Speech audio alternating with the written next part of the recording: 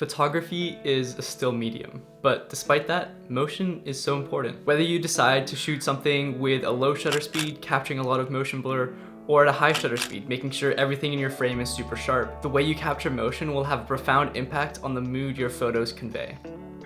Hello everyone, how's it going? And welcome to a new video. As you've probably already figured out, this video is going to be about motion blur in photography. Motion is a very important element in photography, and the way you utilize it will completely transform how your audience views your photos. There are a couple ways to highlight motion in your photos, so let's go over them right now. Firstly, let's talk about freezing motion.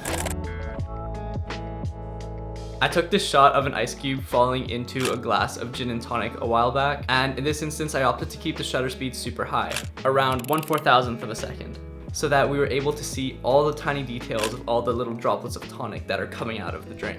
Here's another example of a photo taken of me ages ago by my friend Ethan, utilizing that same high shutter speed method. Anything above or around 1/1000th of a second should work quite well for these type of photos. Also, definitely shoot in burst mode so then you can go back and just look through all the frames and select your favorite one. So I know this video is about motion, but actually having everything completely sharp and completely still in these photos almost lends itself better to the drama of the photo. Okay, let me explain this a little bit further. When you take a photo like this, the aim is to capture that one moment, that one decisive moment of the specific action that you're taking a photo of. The moment that encapsulates the action that is going on the best, allowing the audience to appreciate and sort of elongate these moments that in everyday life only happen in the blink of an eye. So in a strange way, capturing these photos without any motion blur at all, just completely sharp, almost highlights the motion of these photos even more than if there was a lot of motion blur. It's similar to how sports photos are taken. We all know the motion is there, but we don't need the motion blur to tell us that. It's all implied. Okay, number 2, let's talk about motion blur now. There are multiple ways you can use motion blur in your photos. Either to blur the background, leaving your subject nice and sharp, or to blur your subject, leaving your background and foreground elements nice and sharp. And in both of these instances, the main piece of information that you're conveying is the speed that your subject or the things around your subject is traveling at. In some instances, you might find it helpful to use a tripod, especially if you're trying to capture larger amounts of motion, leaving the shutter open for a longer period of time. But you could also just as easily shoot everything handheld, which personally I find a lot more fun. All of these shots were actually shot handheld, so it's definitely possible and not too difficult to do. However, you will definitely need an ND filter. One of these. Hold up.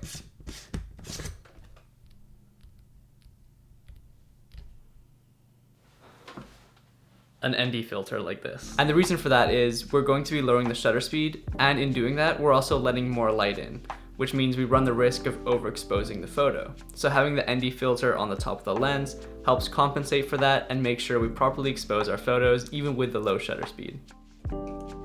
I lowered my shutter speed to something between 1/8 to 1/50th of a second and just kind of kept it within that range when taking these photos. This allows enough time to ensure that you capture enough motion blur while still ensuring that the photo is still legible while taking it handheld. Anything lower in the entire photo would probably be taken over with motion blur due to the excessive camera shake that you get when you're holding it handheld. And anything higher, and we'd likely not even see the motion blur at all, depending of course on the speed of your subject, but in most instances, I found between 1/8 to 1/50th of a second to be that sweet spot. So when taking these two photos, I just held the camera as still as I could while the subject passed through the frame, capturing the motion of the subject. I like using this to portray a sort of rushed and hectic feeling. However, in this scenario, I did something quite different, as the white car is the main subject and the other car is moving past it. So we get a slightly different effect and feel while still using the same technique. While the previous example portrays the subject as rushed and hectic, like I said, this one sort of gives a sense of calm to the subject as the fast-paced world moves around it.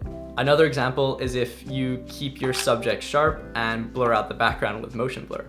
To do this, you just want to hold the shutter down while you pan your camera with the goal of keeping your subject as crisp as possible.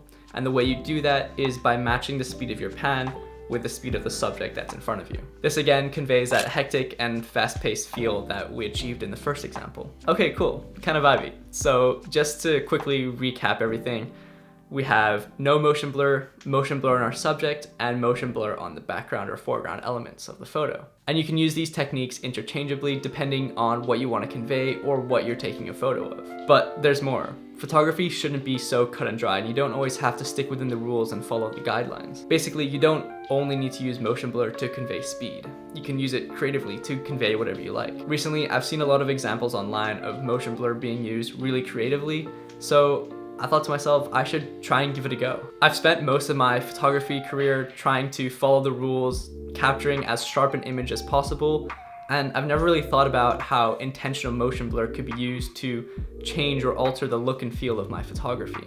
So that's what I want to dedicate the rest of this video to, just sort of experimenting with the idea of adding intentional motion blur into my photos. So I texted my friend Fallyn to see if she'd be down to do a sunset beach shoot, and fortunately she said yes, so we're gonna go head over there tomorrow and do the shoot.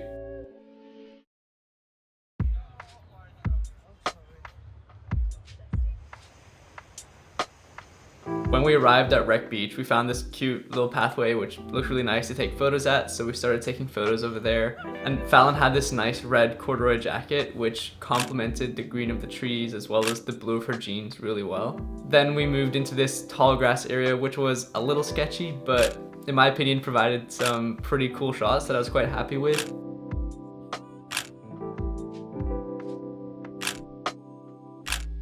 And finally we ventured over to the beach right as the sun was setting, so we had some really nice light and color which complemented Fallyn's outfit really well.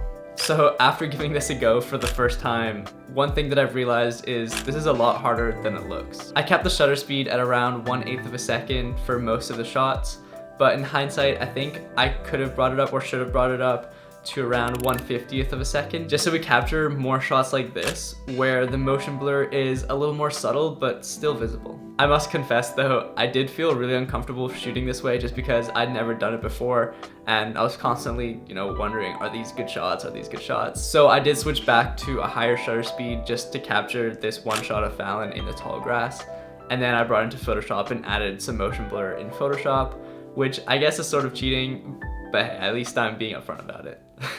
But anyways, what I like about this style of photography is that it portrays the world slightly differently to what we're used to seeing it as, giving the photos a unique, nostalgic energy, some of them portraying a very otherworldly or dreamy feel, while at other times it showed bliss and elation, at least in my opinion. I'd love to hear what your thoughts are in the comments below.